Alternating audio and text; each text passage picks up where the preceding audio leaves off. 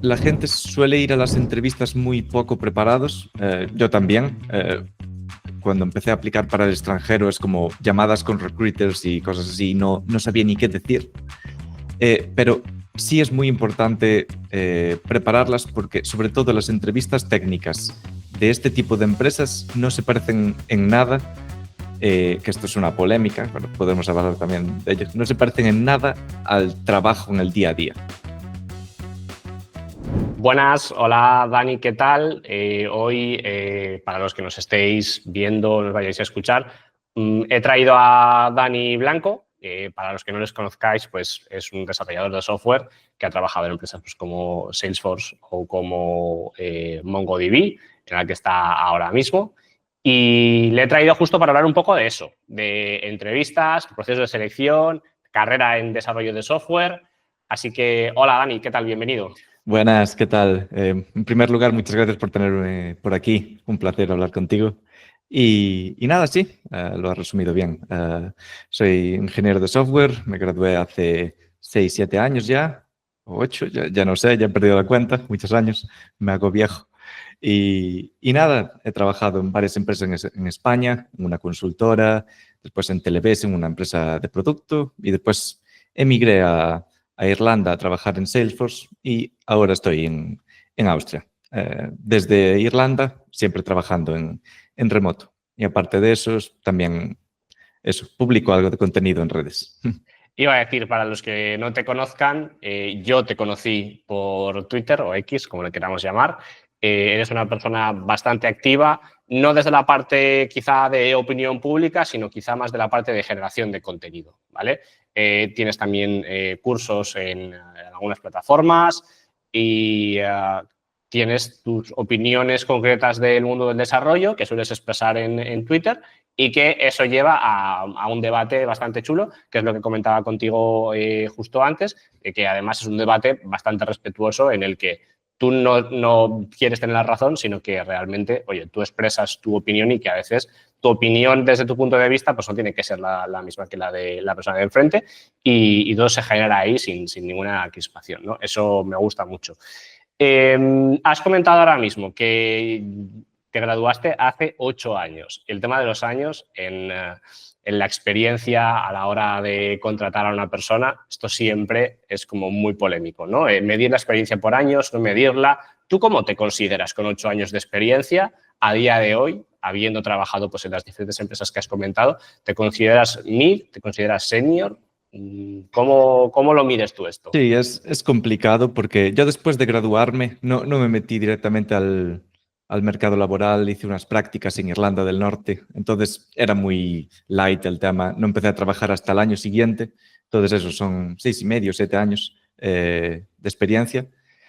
Dependiendo de la empresa, el nivel cambia muchísimo, entonces yo senior como algunos compañeros que tengo no me considero, diría más mid-senior, entre mid y senior, sí. Por ahí andaré.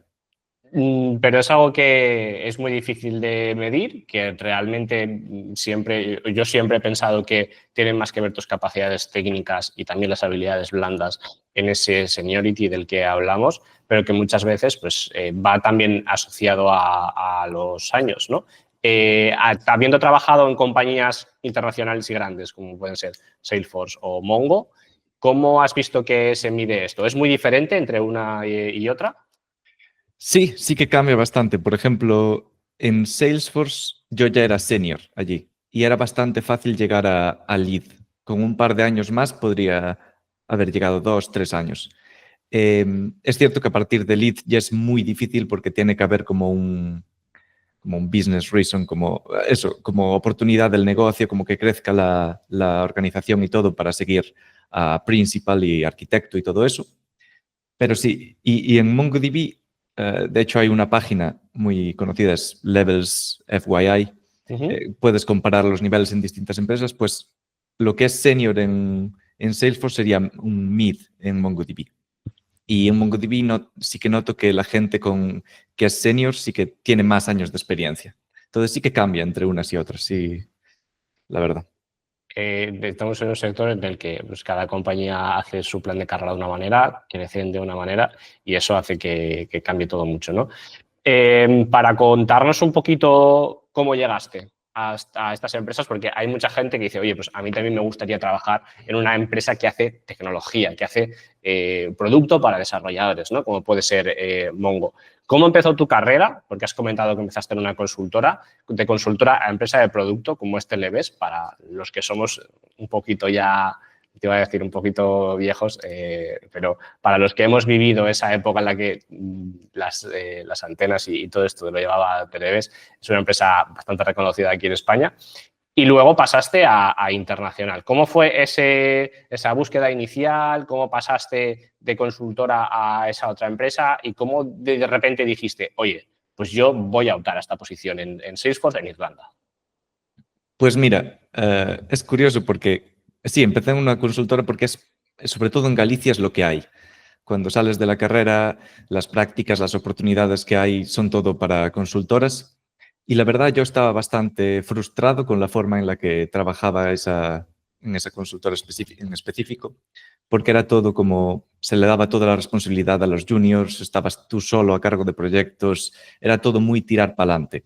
Entonces, yo estuve a punto, como curiosidad, de hacer un máster de gestión de proyectos y dedicarme, ¿sabes? Como pasar a gestor de proyectos y eso para la administración y tal. Pero por suerte empecé a leer como libros y leer más por internet cómo podría hacerse las cosas mejor, porque no me creía que eso era como todas las empresas funcionaban, porque a mí no me gustaba esa forma de desarrollar. Y entonces vi que se podían hacer las cosas mucho mejor, con más organización, cómo debería ser mejor el desarrollo de software. Y por suerte vi que en Televes valoraban mucho esas habilidades, todo tipo más, como hacer código más limpio, más escalable, todo eso. Y tuve una entrevista con ellos y me gustó mucho y como el equipo, tienen gente muy senior también allí, muy buenos. Entonces, les gusté y entonces entré en ese equipo y en medio año aprendí muchísimo. En medio año aprendí, ¿sabes? Más que en mis otros. Casi que todo el tiempo que llevabas en la consultoría, ¿no? Sí. Y después, para pasar a empresas internacionales, yo ya había hecho prácticas en Irlanda y ya sabía que quería emigrar porque, no sé, me gustaba por el reto y tal. Y justo leí en un foro un chico que estaba en Twitch en California y la verdad, ganando una millonada es una locura, obviamente. Entonces Los dije, salarios bueno, de San Francisco son una cosa bastante irrisoria. sí. Y le pregunté y le hablé que cómo había hecho eso. Entonces, curiosidad y tal. Y el chico me ayudó mucho, me dio consejos, me dijo cómo preparar entrevistas, me dijo libros y todo eso. Entonces, ¿sabes? Compartió también su carrera, que también empezó en consultoras pequeñas y fue creciendo poco a poco. Y dije, va, pues, ¿sabes? Es posible hacerlo. Entonces me puse a preparar y a partir, ¿sabes? De los 6 meses empecé a aplicar entrevistas y todo eso y salió la de Salesforce. Esto que has comentado es como una ida de olla total de, oye, le voy a hablar a un tío absolutamente random de internet que Sí, trabaja en una empresa en la que a mí me molaría estar y de repente esa persona te das cuenta de que está más cerca de lo que tú te crees, porque normalmente tú dices expectativas de que me contestes un cero y que después te ayuda un montón, ¿no? Y eso es un poco también lo que tú haces a la hora de crear ese contenido, que es, oye, igual que esa persona te ayudó a ti, tú ahora mismo tú haces eso público para ayudar a los demás, ¿no? Gran parte de tu contenido va en torno a esto. Porque una vez tú te diste cuenta de que había un sistema para preparar este tipo de entrevistas, ese tipo de posiciones, como que el proceso quizás se hace más fácil, porque cuando no tienes ningún tipo de conocimiento vas un poco con los ojos tapados. Pero en este caso esta persona te ayudó y tú pudiste aplicar, seguramente aplicarías a más compañías, ¿vale? Y seguramente sí. estarías en más procesos, ahora me lo cuentas, pero pudiste pasar el proceso de Salesforce, que, pues oye, en tu cabeza quizá, si no hubieses hablado con este chico, no lo hubieses preparado de la misma forma, ¿no? No, nunca me lo había imaginado, ¿sabes? Es como algo tan lejano. Se ve muy lejano porque dices, ¿cómo puede, ¿sabes? Entrar en ciertas empresas que, ¿sabes? Muy conocidas, ¿sabes? Es como algo que parece muy selecto, pero realmente no lo es tanto. Porque si te preparas y lo intentas muchas veces, lo intenté en muchas empresas y fallé en la mayoría, es lo que hay. pues al final acaba saliendo. Y sí, es un poco lo que intento también en redes sociales, ayudar a la gente que, como estaba yo hace 5 años, ¿sabes? Que Sí, no... efectivamente. Te iba a preguntar un poco también por esto que comentabas ahora. ¿En qué momento tú decides que vas a compartir el conocimiento con la gente de decir, oye, pues esto es lo que yo hice, a mí me ayudaron, te lo podías haber guardado para ti? Al final es como, oye, cuanta menos gente lo sepa, pues da más oportunidades hay, ¿no? Pero en tecnología como que esto nos da absolutamente igual, ¿no? Compartimos todo, Sí. somos muy de ayudar a la gente. ¿En qué momento das esa saltito también a nivel, yo que sé, marca personal, como lo quieras llamar, de decir, voy a crear contenido para la gente? Creo que esto puede ser interesante. Sí, siempre me gustó compartir contenido y en estos foros específicos yo hablaba con gente también, pero nunca me había animado a hacerlo público hasta que un amigo mío dijo que, bueno, iba a probar a subir contenido de cursos y tal a Udemy. Entonces yo probé también con lo que había aprendido hasta ese momento y la cosa fue creciendo, entonces dije, va, a la gente le interesa, voy a hablar de esto también de forma pública.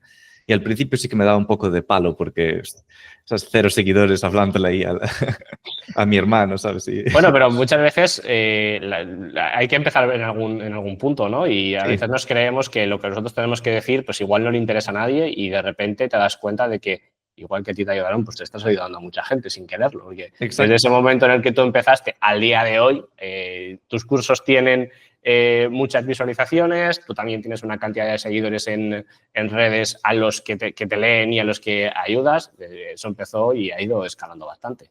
Sí, sí, he tenido bastante suerte también, me considero afortunado. Al final es mucho trabajo, pero también tienes que tener un poco, además de la constancia y el trabajo, pues un poco de suerte también, que te lean, que vean tu contenido y todo eso. Yo, sabes que al final gran parte de lo que hago en Manfred pues, es generar contenido para la comunidad y que sea relevante y aparte de la suerte tienes que identificar el contenido que realmente interesa y estructurarlo de una manera que la gente lo consuma bien. Quiero decir, Sí. hay gente que, oye, pues saca temas interesantísimos, pero los redacta de una manera un poquito peor o lo que sea y no acaban teniendo tanta relevancia, ¿no? Mm.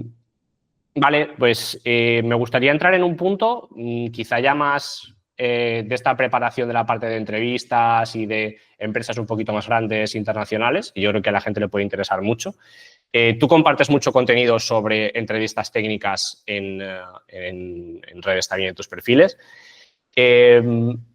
¿Cuál dirías que es quizá el mayor error que comete la gente al preparar estas entrevistas y que seguramente tú en un principio también cometiste, ¿no? En esos primeros procesos?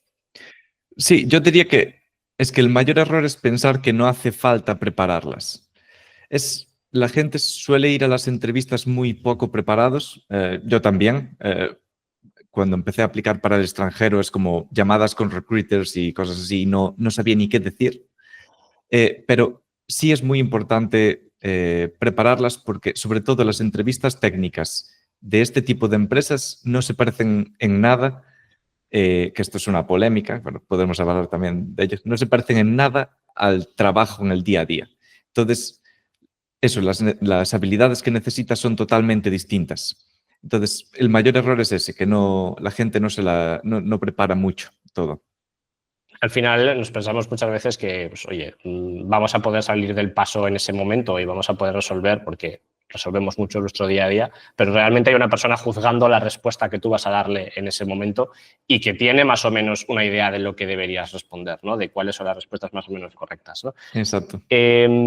Habiendo pasado esos procesos, ¿vale? Y tú participas también en procesos de selección dentro de Mongo a día de hoy.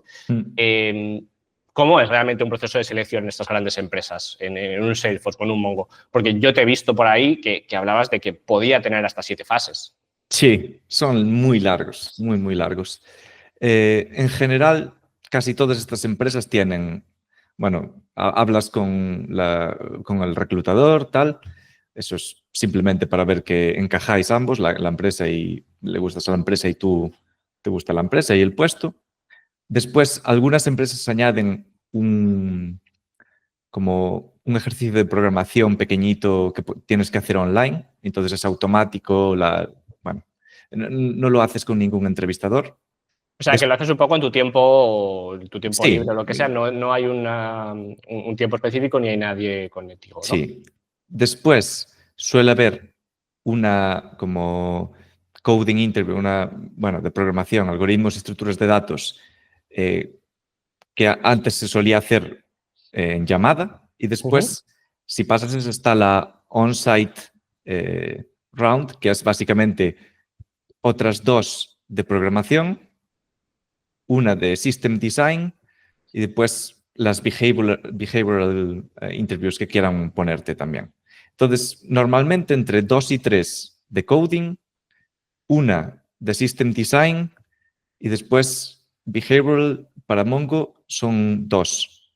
Wow. Entonces, sí, es Es una una locura. es una auténtica locura, es una auténtica salvajada, porque lo hablaba con otras personas dentro del sector, que son procesos que tienes que preparar y que te dejan absolutamente exhausto, porque es como si te prepararas casi para una oposición. Sí, Tienes que estudiar, tienes que ponerte las pilas, tienes que estar centrado en ello y a mí me parece una barbaridad. O sea, yo estoy acostumbrado a aconsejar a las compañías de, oye, ¿cuántas entrevistas debo hacer? Pues en función de lo que necesites, ¿no? Pero mínimo una técnica, una cultural, una primera de toma de contacto y si quieres una final en la que cuentes las condiciones, ¿no? Es como realmente para saber si una persona es válida para tu compañía, pero claro, en el caso de empresas tan gigantescas que reciben miles de aplicaciones, quizá el proceso está hecho más también para filtrar mucho más a esos candidatos y tú dices, no se parecen absolutamente en nada al día a día estas entrevistas porque lo que haces no tiene nada que ver. Teniendo en cuenta que tú ya las has pasado y que además pues, formas parte también de ese proceso, ¿qué opinión tienes? yo sé que es muy polémico esto. Yo estaba a favor, puse algunos tweets a favor y tal, y la gente, bueno, la gran mayoría no entiende y está en contra, lo cual entiendo. En un mundo ideal no debería hacer falta esto. Pero en estas empresas grandes tiene sentido. Tiene sentido porque la forma en las entrevistas técnicas que, bueno, con lead code, estos tipos de problemas, es muy fácil de escalar, entonces es muy fácil de contratar a mucha gente rápidamente. Es todo muy estándar porque todas las entrevistas van a ser iguales y puedes evaluar a la gente de la misma forma con unos criterios muy, bueno, iguales para todos. Y además, teniendo varias entrevistas, reduces mucho el bias, o sea, el bias, o como se diga en español. O sea, Ese el sesgo sesgo, también, eso sí. es. Sí, el English. Pues sí, reduces el sesgo de los entrevistadores porque eso es algo que muchas veces pasa, que a lo mejor yo voto que no a una persona y el resto votó que sí y al final se acaba contratando y si yo fuera el único que entrevistaba a esa persona, pues solo con una entrevista pues lo íbamos a rechazar, por ejemplo. ¿Cuánto tiempo Entonces, dura, Dani, por saber, cuánto tiempo dura más o menos un proceso de selección en Mongo? o sea, depende lo mucho, muy rápido que quieras ir. El mío fue un mes, es que es muchísimo. Yo entiendo, pasarlo es un agobio, porque es lo que tú dices, es una oposición, tienes que prepararlo mucho, estás ahí súper nervioso los días antes, pero si todas las grandes empresas lo hacen, hice también eso con Google, Amazon, bueno, todas. Algunas quitan la parte del ejercicio de programación tú solo, algunas no lo tienen, pero sí, la gran mayoría de empresas tienen muchísimas rondas. Prefieren evitar una mala contratación que... Que hacerlo rápido, quizá, sí, ¿no? sí. ¿Has tenido experiencias de, a pesar de haber pasado este proceso, haber habido malas contrataciones? Quiero decir, entiendo que no es un proceso infalible, puede pasar, o sea, no vas a contratar siempre bien. En Mongo contratamos ahora bastante y por ahora está todos bastante bien, pero es cierto que es muy temprano para saber. En Salesforce, yo diría que como mucho una o dos personas podrían ser como que no encajaron del todo. Y uno se fue de hecho pronto porque no le gustaba tampoco. Entonces sí, no es infalible.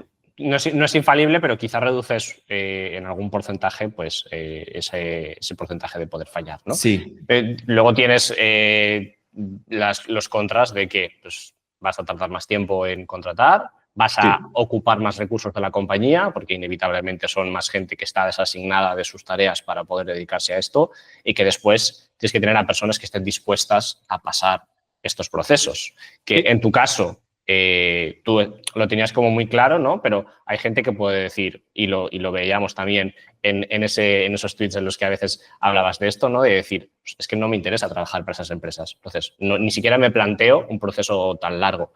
Y esto viene con una pregunta que quizá es un poco polémica, ¿no? Es como, oye, ¿estás perdiendo a la gente buena por meter tantas entrevistas?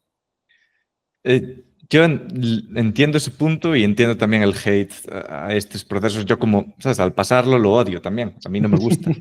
Pero también entiendo el punto de vista de estas empresas. Al final, puede que pierdas algunos buenos candidatos, pero no sé, es que, por ejemplo, por ponerte un ejemplo, en Mongo teníamos, ¿sabes? Creo que 800, 900 candidatos posibles, ¿sabes? Para uno o dos puestos. Entonces, hay muchísima variedad incluso. Pero entiendo que haya gente muy senior que no le guste, no quiera perder el tiempo con este tipo de procesos y no aplique. Pero también creo que se mitiga un poco con los beneficios que dan estas empresas. Entonces, puede, ¿sabes? La recompensa es muy buena, quiero decir, no solamente a nivel salarial, que son empresas en las que normalmente están por encima de mercado de salario, que quieren reclutar lo mejor posible a la mejor gente posible, sino también que trabajas en quizá la tecnología más puntera. Es decir, oye, Mongo es una base de datos que se utiliza muchísimo en un montón de países por millones de personas y que vas a tener unos desafíos y unos retos técnicos que no tiene nadie. Tienen un 0,1 de las empresas de tecnología. Entonces, te estás enfrentando a cosas de que muy poca gente se va a enfrentar, ¿no? El aprendizaje con otras personas en entorno internacional, ventajas tiene muchísimas, ¿vale? Pero claro, pasar estas entrevistas no es fácil. Lo estábamos comentando ahora. Entonces, habrá gente interesada seguro, de la gente que nos va a escuchar. Y aquí, con total confianza, puedes hacer promo si lo consideras. ¿Qué recursos recomendarías tú a la gente para poder pasar este tipo de procesos? ¿Qué cosas deberían preparar? Sí, a ver, a mí no me gusta hacer spam. O sea, la gente que quiera verlo lo puede ver. Yo me pude preparar para entrevistas de algoritmos, estructuras de datos, con Cracking the Coding Interview. Es el mejor libro para eso, sin duda. Creo que hasta tiene versión español. Es increíble porque te explica desde cero cómo son estas entrevistas, por qué son así, y después te va explicando cada estructura de datos asociada, ¿sabes? Como muy desde el punto de vista de las entrevistas, cómo usarlas y todo eso, y tiene muchísimos problemas. Una vez leíste el libro, no hace falta pasar por todos los ejercicios.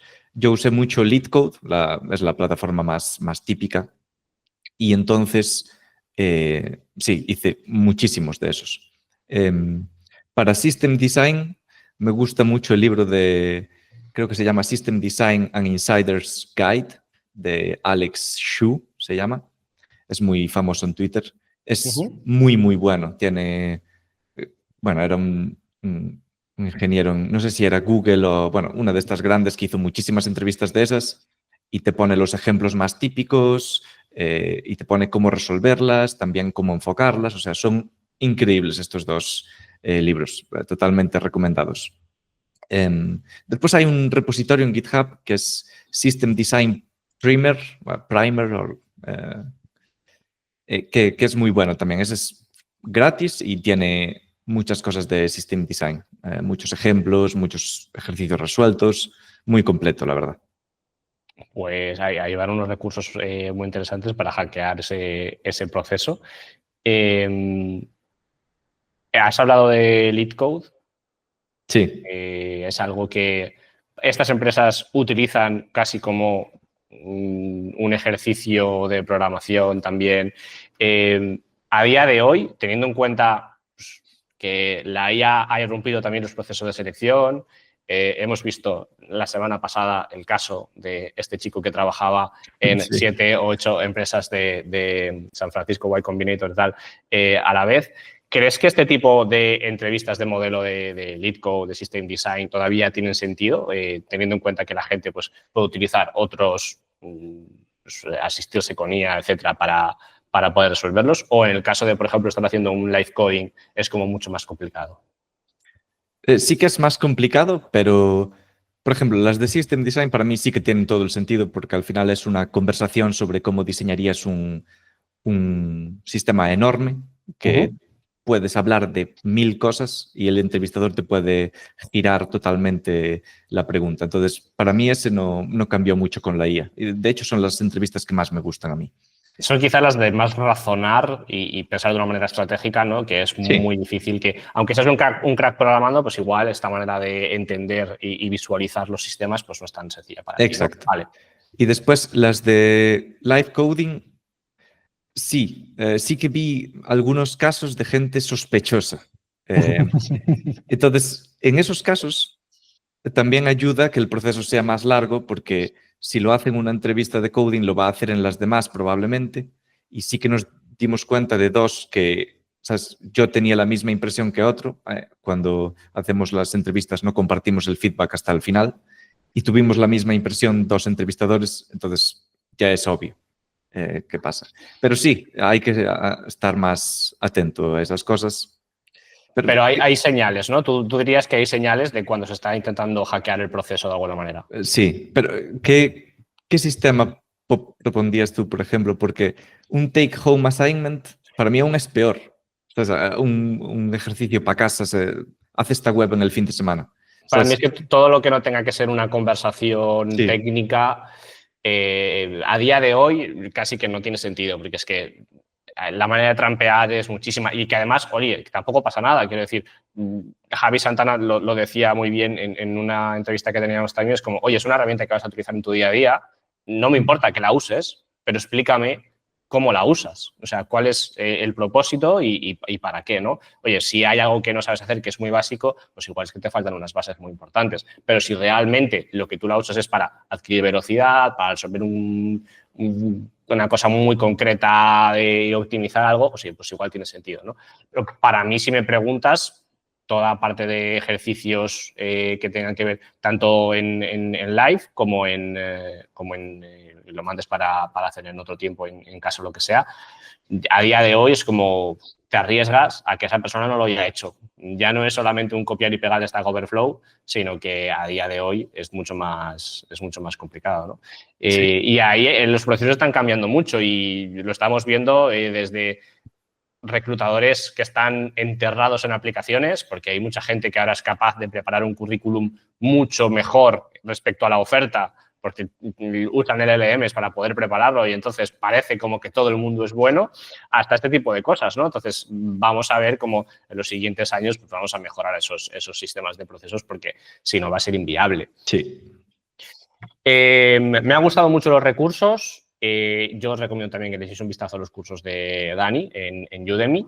Pero por hablar a la gente también un poco de cómo es la diferencia entre trabajar en empresas de España y en empresas más internacionales, cuéntame un poco las diferencias que tú destacarías ahí entre, pues, no solamente a la hora de enfrentarte a retos que pueden ser pues, mucho más grandes, ¿no? Sino también a nivel cultural, a nivel salarial, compañeros. Sí, para mí creo que se sobreestima un poco, ¿sabes? En cómo es una empresa extranjera o tal, porque están como un poco mitificadas. Sí que es cierto que de una consultora quizás a una empresa esta de productos sí que hay mucha diferencia, pero, por ejemplo, y vuelvo a repetir el caso de Televes, es muy parecido a cómo trabajábamos en Televes. La verdad, son unos cracks. Es donde más mejoré, sin duda. Y al final, en general es muy parecido también en estas empresas. Sí que hay diferencia en el tema salarial, evidentemente, porque estas empresas se pueden permitir pagarte eso, 5 o 10 veces más y no tienen problema, pero en la forma de trabajo es muy parecido. Danos un ejemplo a nivel salarial de en qué posición más o menos tú considerarías que hay una diferencia como muy grande, ¿no? Pues oye, imagínate, pues, un mid-senior software engineer en España, que yo te puedo decir que para una empresa de producto a día de hoy que quiera estar en mercado, para un mid puede estar ofreciendo 40, 45, sin ningún tipo de problema. Si estamos hablando de un mid-senior y una empresa que quiera apostar por decir, oye, me voy un poquito fuera del mercado porque quiero contratar a los mejores, 45, 50, como muchísimo. Y ahí ya estamos hablando casi de un rol senior, te diría. ¿Cuál sería la comparativa con este tipo de empresas? Sí, depende si es pública o no, o sea, si te dan RSUs, o sea, acciones, eso cambia muchísimo, pero en general eh, también, evidentemente, cambia el país. Yo puedo hablarte de Irlanda, Alemania y así. Un MID podría estar entre, ¿sabes? 100, 150 en estas empresas. Que haces un por 2, por 3, por 4 fácil Sí, de lo que puede ser en España, ¿no? y depende un poco de eso de las acciones, la suerte que tengas un poco en cómo vayan las acciones también.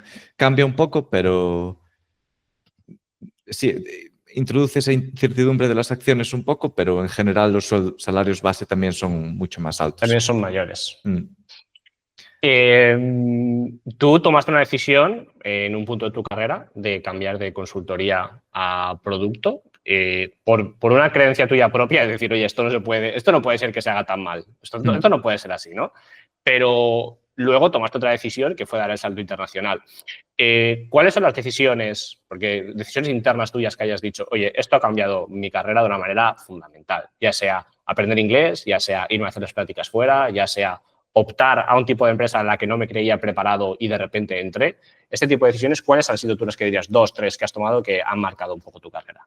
Sí, y antes de eso quiero hacer un apunte porque dije eso de que la consultora que pensaba que no se podrían hacer, sabes, que no todas las empresas podrían ser así, trabajar así.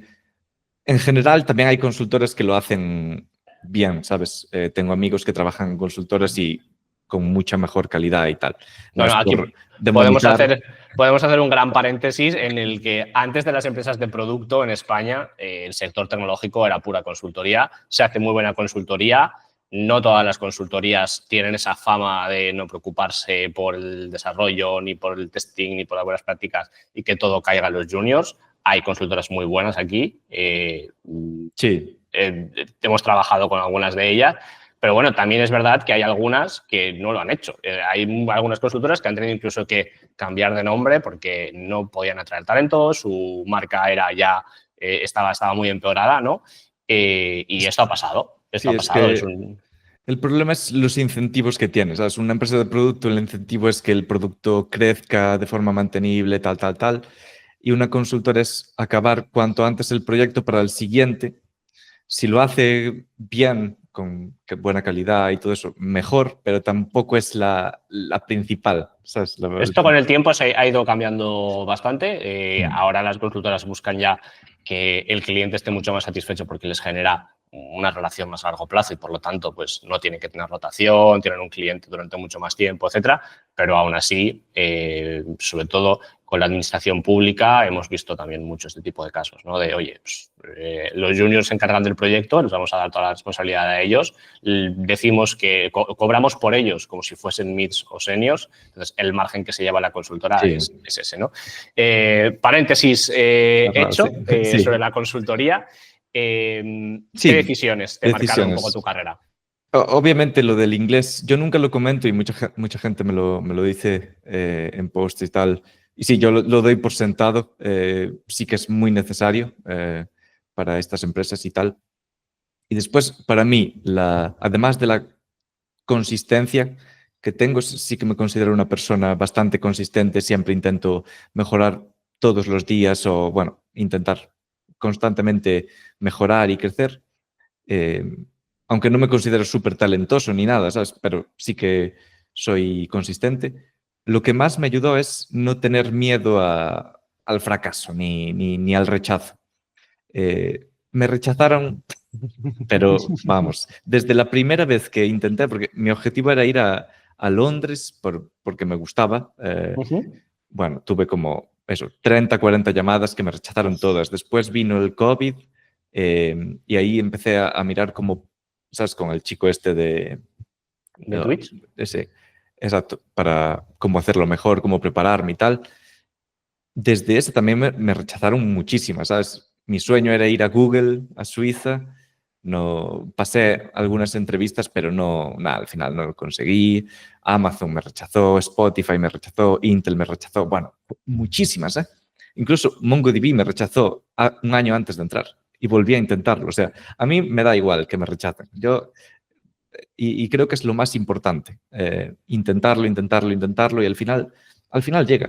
Es Hay como mucha todo en la gente vida. hay mucha gente que tiene miedo a enfrentarse a este tipo de procesos porque piensan que es que no voy a ser capaz. Es que quizá pues yo no me creo suficiente para poder trabajar en un MongoDB. Tú mismo lo has dicho, oye, pues no se diferencia tanto a trabajar en una empresa como Sí, Televes. sí. Lo he intentado, he fracasado muchas veces y en alguna de ellas pues saldrá. Y eso, yo tengo muchos amigos así que, ¿sabes? Tienen como miedo eso o hacer entrevistas en inglés o eso, que no les gusta el rechazo. ¿Sabes? Que dicen, perdí el tiempo. Y es verdad, a ver, yo perdí muchas horas en entrevistas y cosas así, pero vas mejorando, vas mejorando, vas mejorando y al final todo llega. Es importantísimo ese lanzarse porque al final hacer procesos de selección también requiere práctica. O sea, yo siempre lo he dicho, he hecho 2 procesos de selección en mi vida. El primero en el que entré como dependiente en una tienda y el segundo que entré aquí en Manfred. O sea, es que no soy persona capaz de enfrentarse a un proceso de selección y decir, es que me va a ir bien. Sé que no, porque es que no soy bueno. Entonces, el momento en el que tú estás buscando empleo y te has enfrentado a 7, a 10 o a 15 entrevistas, ya empiezas a coger cierta práctica, ¿no? A la hora de presentarte, a la hora de contar lo que haces, a la hora de recibir las preguntas y poder dar ese feedback. Entonces, creo que la gente no está preparada para decir, oye, pues igual tengo que fracasar 10 veces para la 11 tener éxito, ¿no? Y eso a veces es muy importante, el entender que para poder llegar a donde quieres, pues igual tienes que apuntar un poquito más alto, como fue tu caso, ¿no? De decir, oye, yo quiero llegar a esas empresas hipertops y luego dijiste, hostia, pues no me he quedado tan lejos. Un Salesforce o un MongoDB no me he quedado tan lejos de donde apuntaba. Exacto, exacto. Por ir pasando ya a algunos temas quizá un poquito, entre comillas, más polémicos, ¿vale? Vamos a hablar de el tema que se está hablando ahora mismo todo el mundo, la IA y el futuro del desarrollo, cómo está cambiando. Tú lo estás viviendo en primera persona. ¿Estáis integrando IA en MongoDB en vuestro proceso de desarrollo? No hablo de la plataforma de la herramienta, que entiendo que por supuesto sí, pero ¿estáis integrando la inteligencia artificial en vuestro proceso de desarrollo? En parte, o sea, hay una parte que es MongoDB Atlas, es como el cloud, como MongoDB as a service, por así decirlo. Ellos sí que pueden utilizarlo. En nuestra parte es como todo on-premise, o sea, los clientes descargan el software y lo instalan en sus servidores, en sus data centers. En ese caso, por temas de regulaciones, en teoría no podemos escribir código automáticamente generado por una IA por ahora, por temas internos de regulaciones, no sé si en Estados Unidos o cualquier cosa. Entonces, por ahora está ahí, a medias. O sea, hay ciertas políticas dentro de una compañía tan grande que te impiden el poder utilizar una herramienta que un poco lea el código que tiene Mongo, diríamos, ¿no? Sí, y en Salesforce pasaba igual. Había, y también en Mongo, herramientas internas como chat GPTs internos, que obviamente no son tan potentes porque no se dedican a ello esas empresas, y no dejaban utilizar sistemas externos. O sea, realmente se generan sus propias herramientas que nunca van a ser tan buenas, o a veces sí. El otro día leía el caso de el chico este No sé cómo se pronuncia. Gaggerly, sí. Gaggerly Oros hablaba de una herramienta de Amazon que era súper buena y que solamente utilizaban ellos, pero que a veces sí que las herramientas funcionan muy bien. En este caso, pues es muy difícil que sigas el ritmo de gigantes tan... Me parece curiosísimo que en estas empresas tan grandes donde realmente puedes multiplicar muchísimo la velocidad a la que va tu equipo, estéis un poco tapados en ese sentido de, oye, tenemos una red que no podemos salir de aquí, ¿no? En cierto sentido, ¿tú sientes que te limita un poco el no poder utilizar esas herramientas, aunque las uses en tu parte más personal? Sí, limita, evidentemente. Con inteligencia, o sea, con las cursor, todas estas, puedes ir muchísimo más rápido. Sobre todo entendiendo partes del código, generando boilerplate, tests, cosas así, vas muchísimo más rápido. Ya la lógica en general ya es más difícil que funcionen bien en estos proyectos tan grandes, porque sí que tienen, o sea, millones de líneas de código. Entonces, sí que les cuesta un poco tanto contexto e implementar ahí ellos por sí mismos una funcionalidad, pero sí, para muchas cosas sí que me habría ayudado. El fallo principal que vemos sobre todo en estas herramientas es que necesitan tanto contexto a veces para poder crear algo que realmente funcione, pero claro, si realmente les das un cachito muy pequeño sí que pueden hacer algo realmente brillante, ¿no? Estás viendo cómo evoluciona todo esto, estás viendo cómo salen todas estas herramientas y estás viendo también cómo cambia el mundo del software.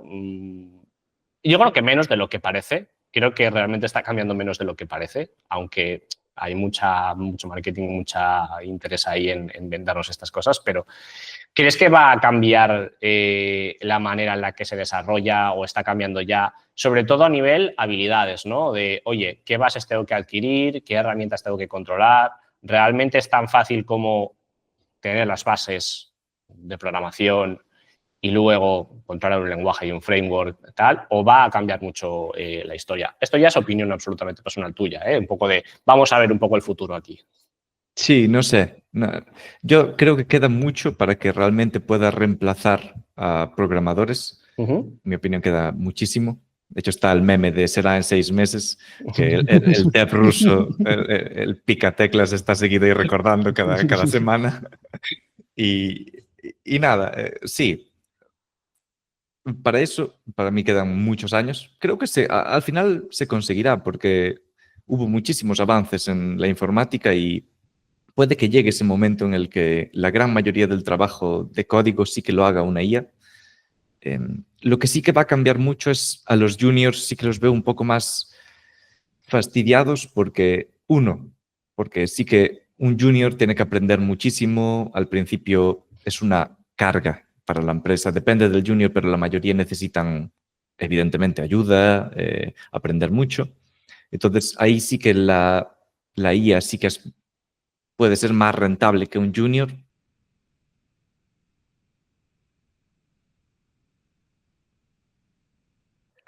Pero sí, si una empresa solo mira en el corto plazo y dice, bueno, contrato un junior o IA, pues quizás ahí sí que es mejor. Obviamente en un año el junior, si lo formas bien y con todo, pues va a ser, el potencial es muchísimo mayor, en mi opinión.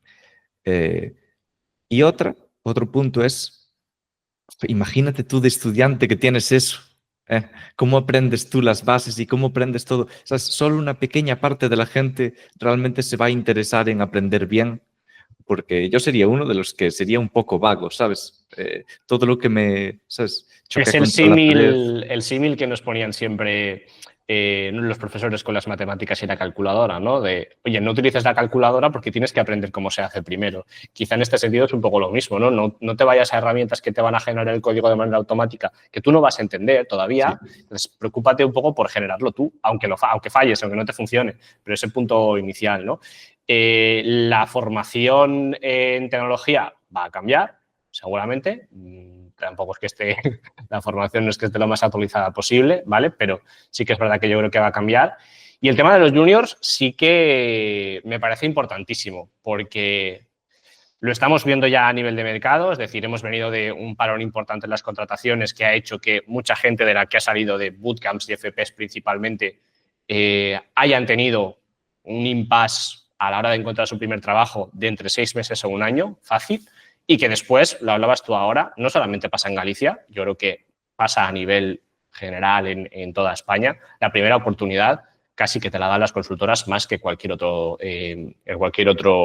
otra empresa, ¿no? ¿Qué recomiendas tú a la gente más junior que está terminando estudios, empezando su primer curro, primeros pasos, oye, he terminado ahora, estoy buscando? Porque realmente el mercado ha cambiado bastante. ¿Qué es lo que les recomiendas tú? Yo sí, les recomiendo, sobre todo al principio, no fijarse ni en sueldo ni nada, porque sí que veo mucha gente en Twitter quejándose de, oh, hice una carrera y cobro 1.000 euros. Sí, ¿sabes? Hablando mal, pues una putada. Todos pasamos por eso, creo. Y lo importante es aprender al principio. Entonces, si tienes la oportunidad de elegir, elige la empresa donde creas que el equipo te va a poder aportar más o apoyar más o lo que te guste más. No te fijes solo por cobrar 100 euros más o menos, que no va a hacer la diferencia. Y después hacer muchos proyectos y cosas por ti mismo. Yo en la carrera hice, ¿sabes? Muchas cosas que me ayudaron después. Por ejemplo, hice un par de juegos para Android, hice alguna web, cosas así que me gustaban. Y después llamó la atención a gente en entrevistas. Entonces, vas a aprender mucho, vas a demostrar que puedes construir algo de cero, ¿sabes? Algo end-to-end, una app, una web, algo que puedes desplegar tú y mantener. Y sí, y te va a servir de ejemplo para las entrevistas, para posibles reclutadores. Es que es realmente complicado este punto.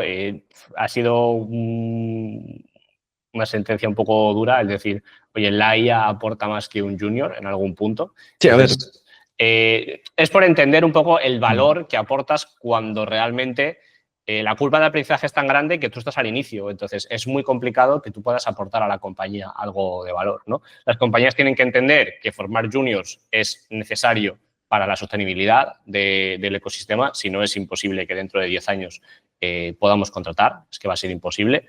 Pero también creo que el salario en los inicios nunca es importante, ¿no? Es como esa primera oportunidad, tú lo que buscas es aprendizaje. Aprendizaje, los 2-3 primeros años son claves en tu carrera para aprender lo máximo posible y a partir de ahí empezar a descubrir qué es lo que te gusta, ¿no? Mucha gente sale sin saber realmente la cantidad de opciones que tiene, ni de roles, ni de tecnologías, ni de empresas. Entonces, es como un descubrimiento del mundo y en esa etapa yo les recomiendo lo mismo, ¿eh? Oye, el salario ahora mismo no es lo importante. O sea, seguramente vayas a cobrar más porque en el sector de la tecnología normalmente vas a cobrar más que cualquier otra persona que salga de una carrera, es muy posible, pero no es el punto ahora mismo, ¿no? Ya tendrás tiempo de poder escalar y de poder pedir. Y aquí, para terminar, sí que me gustaría hablar contigo de esto, que es del tema de los salarios, porque, y aquí también es una opinión un poquito polémica, las empresas normalmente tienen planes de carrera en los que los salarios, y ahora tú me lo cuentas en la parte de Salesforce o de Mongo, en la que los salarios no crecen al mismo nivel que tú creces de cara al mercado, ¿vale? Normalmente pues o van por porcentaje o unas subidas relativamente, entre comillas, pequeñas, y luego el mercado te valora mucho más, ¿no? Tú, durante estas entrevistas que has hecho, estos procesos y también el vivir una experiencia de empresas mucho más grandes, has aprendido mejor a cómo luchar tu valor en un proceso de selección y decir, oye, yo pido esto porque creo que lo valgo, a negociar esa manera, porque es algo realmente complicado y que muchas veces la gente piensa que la única manera de dar un salto salarial es cambiarse de compañía. Y en parte es verdad. Es duro, pero al final he aprendido que tienes que negociar en base a lo que pone el contrato, el papel, la oferta y no a base de promesas vacías que no se van a cumplir. El recruiter, su, su, su meta es contratar gente, no le da igual una vez te contrates, su objetivo está cumplido.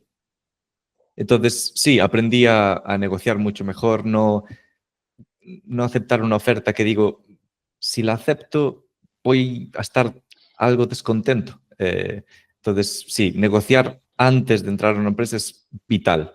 Y mucha gente tiene miedo porque a lo mejor le ofrecen X y no quieren pedir porque piensan que no, van a retirar la oferta. Eso es muy raro, muy, muy raro.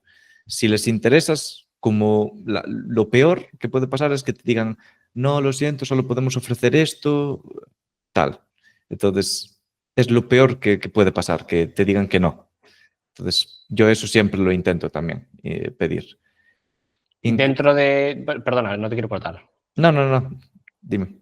Te iba a decir que dentro de este tipo de empresas en las que me has comentado que, por ejemplo, en Salesforce ya eras senior, ¿cómo se gestiona esos niveles a nivel de rol, a nivel de competencias y responsabilidades? Entiendo que cambia, pero también cambia el salario. ¿Los saltos salariales son lo suficientemente importantes como para decir, oye, no me tengo que cambiar de empresa para poder seguir ascendiendo salarialmente? Depende de la suerte que tengas, pero los aumentos anuales que todos tienen dependen un poco del rendimiento, pero varían, y de la inflación también, pero varían un poco entre, no sé, el 4 o 5% y el 6-7% anual del sueldo base. No cuenta ni bonus ni nada, ni RSU, ni acciones ni nada.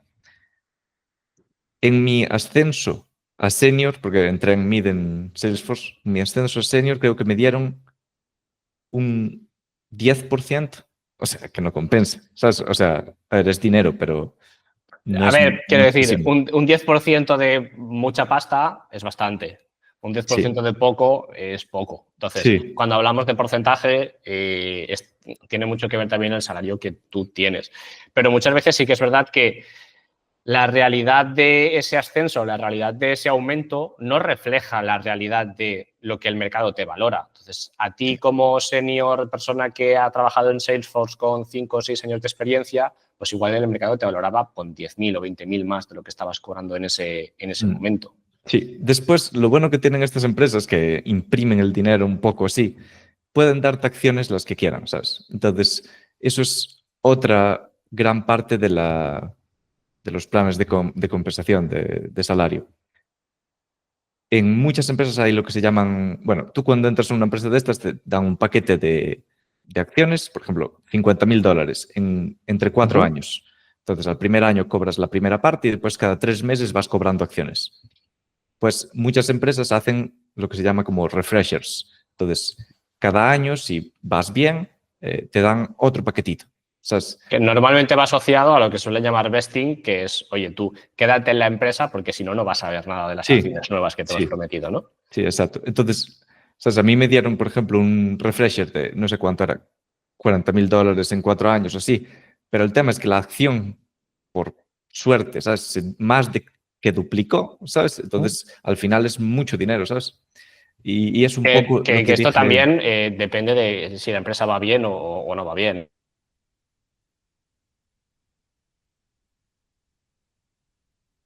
Que Sí, sí. en tu caso, una empresa sólida ya con mucha trayectoria, es muy raro que esto Mm. pase. Sí, aún así mi primer paquete, por ejemplo, se dividió a la mitad, ¿sabes? El primer cobro fue a la mitad, en vez de, bueno, no sé cuánto era, pues la mitad de lo que iba a ser. Entonces, eso depende mucho, pero sí que te pueden dar mucho más dinero con estas acciones, porque a la empresa no le cuesta tanto, puede eso, diluirse o movidas así, crear acciones, crear dinero, por así decirlo. Creo que has contado cosas muy interesantes, ¿vale? Tanto de cómo empezar a practicar este tipo de procesos para estas compañías, cómo es trabajar en ellas y que quizá no se diferencia tanto de lo que queremos pensar, cómo quitarse ese miedo, recursos incluso. Pero algún consejo muy puntual que tú le darías a una persona que está pensando en, oye, yo quiero trabajar en una Big Tech, yo quiero ir ahora mismo y, pues eso, aplicar a Salesforce, a Airtable, a cualquier compañía grande que esté haciendo tecnología chula y que crea que me puede aportar mucho. Sí, bueno, un consejo que recomiendo mucho y no comenté antes es, bueno, buscar las empresas que te gusten, buscar en su apartado de careers, bueno, de openings que tengan puestos que te gusten y después en LinkedIn buscar gente que trabaje en esa empresa, agregarlos y enviarles un mensaje diciendo, oye, mira, estoy interesado en este puesto, ¿me puedes hacer una referencia interna? La gran mayoría de gente te lo va a aceptar porque si ven que, bueno, tu CV les encaja con el puesto y todo eso, si al final pasas las entrevistas, a ellos le dan un bonus. Entonces, así es como conseguí entrevistas en Google, en Amazon, menos en Salesforce, en casi todas. No podemos trampear el sistema siempre, por favor. Esto es muy bueno porque la gente no lo sabe muchas veces. Y dice, no, yo es que he aplicado a través de LinkedIn, pero es que no me han contestado. La realidad es que la gran mayoría de estas posiciones funcionan por referral. Sí. Y la mejor manera de conseguirlo es esto. Si no tienes a alguien conocido, oye, pregunta, porque muchas veces la persona no va a perder nada por referirte. Si entras en un proceso y les encajas, pues esa persona incluso se va a llevar dinero por contratarte. Así que sí, es un hack que mucha gente no sabe y que realmente es algo que se utiliza bastante, ¿no? Sí. Dani, por cerrar, ¿dónde puede encontrarte la gente y dónde puede encontrar tu contenido? Sí, pues básicamente por Twitter es donde estoy más, en @DanielBlancoSWE. No quería copiar a todos los que tienen dev, entonces dije, va, voy a ser original y pongo aquí como que soy software engineer, como que soy importante aquí. No puedes cambiar ahora mismo, ya no puedes ser arquitecto, ya no puedes ser... No, ahora tienes que ser software engineer. Sí. Compartiremos tus redes también cuando publiquemos esto, ¿vale? Y por cerrar, ¿alguna cosa que no te haya preguntado y que te gustaría compartir de todo este proceso que has pasado a nivel de tu carrera, de compartir contenido, de hacer cursos, de todo lo que sea? No, en general, muy buena charla, gracias por tenerme aquí. Y a la gente que está intentando eso, intentar mejorar su carrera, decir que todos empezamos por lo más bajo, es lo normal, todos tenemos muchas dudas al principio. Lo importante es ser constante, ir poco a poco aprendiendo, no tener miedo a preguntar a gente porque mucha gente te va a ayudar. Y eso, lo que comenté antes de no tener miedo al rechazo, porque te van a rechazar muchísimas veces. Eso es la realidad, pero al final encontrarás algo. Eso es. Es una cuestión de estadística. En algún punto vas a triunfar. Gracias mil, Dani, por esta charla. Creo que la gente se lleva consejos buenísimos. Algunos de dudosa, de dudosa ética, como este de pedir los referrals, pero que realmente son muy útiles para la carrera de todo el mundo. Y para toda la gente que esté pues, pensando en, oye, dar un salto, no solamente internacional, sino, por ejemplo, gente que esté en consultoría y que quiera dar el salto a una empresa de producto. Estos consejos de, oye, busca las empresas en las que quieres estar, agrega a gente, pregúntales, creo que es la mejor manera de acercarte a una compañía en la que quieres trabajar. Así que nos vemos en la siguiente. Te agradezco muchísimo el tiempo. Y cualquier duda que la gente tenga, oye, pues si esto lo publicamos en YouTube o lo que sea, estaremos pendientes para poder responderla, pero podéis seguir a Dani en sus cuentas que los vamos a dejar por aquí abajo, ¿vale? Bien, Perfecto. gracias, Dani. Muchas gracias.